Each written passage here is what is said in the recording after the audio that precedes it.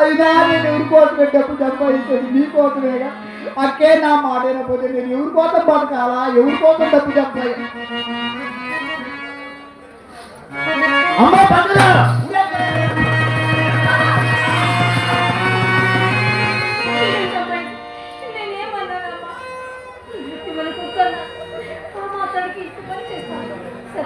నువ్వే చెప్తానే చెప్తాను.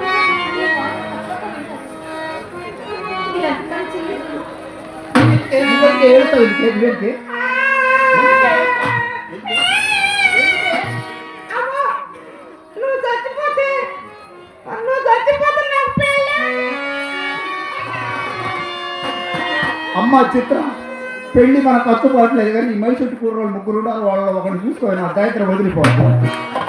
అయినా నేను ఎందుకు తెస్తానే, మన ప్రభుత్వం వాళ్ళు బజార్కు బ్రాండ్ షాప్ పెట్టి దేశాన్ని సగమే నేను నాశనం చేసింది. ఈ దేశాన్ని పూర్తిగా నాశనం చేసిన దాకా నేను చావను. అక్కడ భయపెట్టిపోతాడు ఉచితికే. అమ్మ చిత్ర అక్క గదిలోకి వెళ్ళి పక్కేసి మల్లెపూలు తెలవే. నువ్వేం చెప్పినా చేస్తా, పక్కన మాత్రమే. పక్కైపోతే పని ఎంత జరిగితే ఈ ఊరు కుర్రోళ్ళు చిత్రపక్కలేసి ఒకటమని అల్లరి కడుతున్నారే. ఈసారి నిన్నెవరైనా మాట అడిగితే పదవిలో ఉన్నవాడి కంటే పక్కలేసేవాడికి పలుకుబడి పెట్టి చెప్పమ్మా. అవునమ్మా, అటైతే చెప్పినట్టే చేస్తానే. అక్కడ ముస్తాబ్ కానీ ఎన్నిసార్లు చెప్పానమ్మా ఇలాంటి పాడుకోబోయి అక్క అక్క నన్నేం చేయమంటావు? చెప్తేనేమో నీ కోపం, చెప్పకపోతే అమ్మ కోపం. మీ ఇద్దరి మధ్య నేను ఎలా ఏదో మన కర్మ అయినా రాసి పెట్టి ఉంది. నువ్వు మాత్రం ఏం చేయదు. వెళ్ళమ్మ చెప్పిన పాడు ఏమి నీ పాదార విన్నవు సోకిన చోట గరిక పోచగానైనా జన్మింప చేయక నన్ను నీ పాడుకులను ఏలా జన్మింప చేసింది.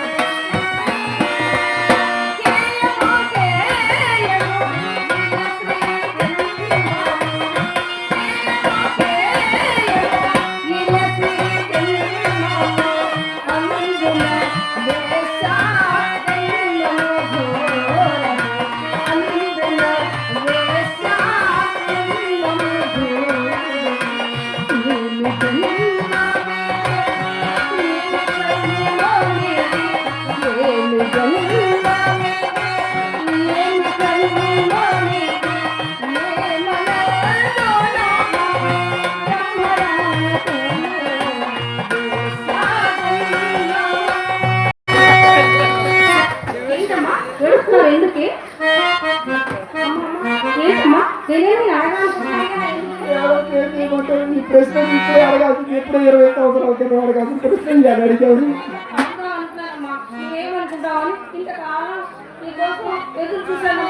ఇప్పుడు అడగాలనిపించింది అడిగావా? సరే నీవు అడిగావు కాబట్టి చెప్తానమ్మా, జాగ్రత్తగా వినమ్మా. నీవు కడుపున పడ్డప్పుడు ఈ ఊరు వారు 7 మంది వచ్చేవారమ్మా నా కాడికి. అనుభవం తెలుసుకోవడం కోసం. ఇప్పుడు నీకు అర్థం కాదమ్మా, ముందు ముందు నీకే అర్థమైద్దమ్మా అనుభవం అంటే. సరేలే, నీకు అర్థమైంది ఏదో చెప్పు. వాళ్ళలో ఒకే ఒక్క వ్యక్తి గుర్తున్నాడమ్మా. ఎవరే? ఇలా దగ్గర రామ్మా. ఎవరే? బుగ్గం చేయించుకొని ఎలా చెప్తున్నారు. నా పేరు ఏమనుకుంటున్నాను అనుకున్నా, నా పేరు చెప్పిద్దా శ్రీహరి, లేకపోతే ఇంకో పేరు చెప్పిద్దా, నా పేరు చెప్పిద్దా ఇంకో పేరు చెప్పిద్దా అని అదే పనిగా చెప్తున్నారు. అమ్మ నిజంగానే ఎంత అందంగా ఉన్నావమ్మా. విషయం చెప్పే జాతకులమ్మా.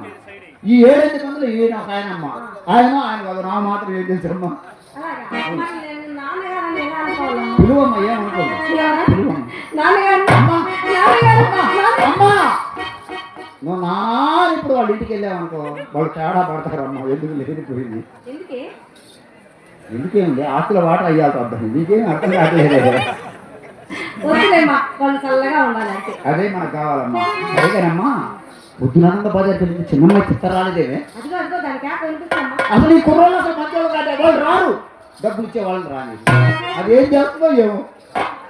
అమ్మా రామ్మా రా, ఇక్కడ రాజకీయం జరగట్లా, రాజ్యాంగం సవరణ జరగట్లా, ముగ్గురు వచ్చి 3 కట్ట ఆడుకున్నదా. అమ్మా నీకు ఎన్నిసార్లు చెప్పాను నన్ను బజారి పంపించద్దని? పంపిస్తే ఏమైంది? నువ్వు నన్ను బజారి పంపించావా? ఈ ఊరు కుర్రోళ్ళందరూ చిత్రాన్ని నిర్ణయం చేసింది, చిత్రాన్ని మెచ్చేం చేస్తుంది, ఒకటే నన్ను అల్లరి పెడుతున్నారే.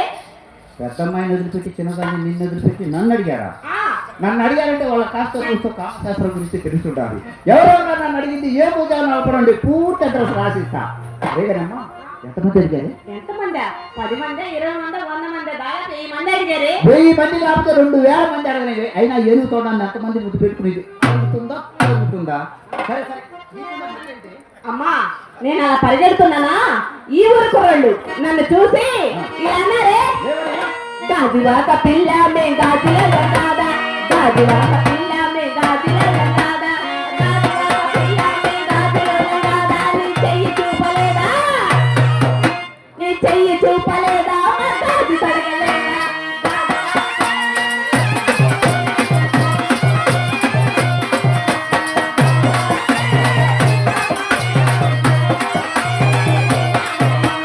కబ్బువరం పిల్ల మే కబ్బుల కాదా, కబ్బువరం పిల్ల మే కబ్బుల కాదా,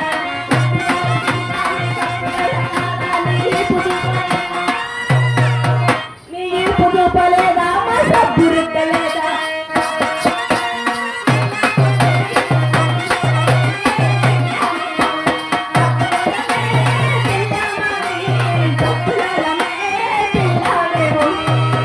ఇలా అన్నారే. అంటే నువ్వు ఊరుకున్నావంటే? అబ్బా నేను ఊరుకుంటానా? నేను పోతుంది కదా. అవును, నా కళ్ళు చెబుతున్నాయి నిన్ను ప్రేమించాలని, నా పెదవులు చెబుతున్నాయి నిన్ను ప్రేమించాలని, కళ్ళు చూడని పెదవులు పలకని.